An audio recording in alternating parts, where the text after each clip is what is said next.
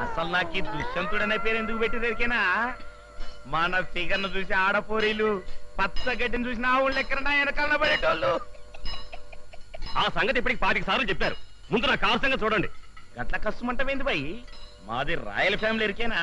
కాకపోతే ఈ గ్యారేజ్ పెట్టినప్పటి సందికి ఏండే ఉన్నా కదా, గంతంత ఆయిల్ గ్రీసు ఒంటికి తాకి జర్రంతా నల్లబడ్డా.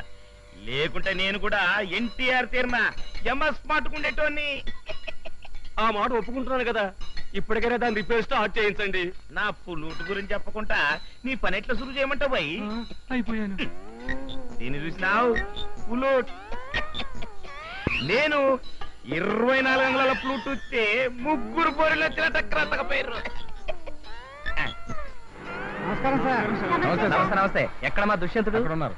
ఆహా, దుష్యంత్ భాయ్ గుడ్ మార్నింగ్ భయ్యా.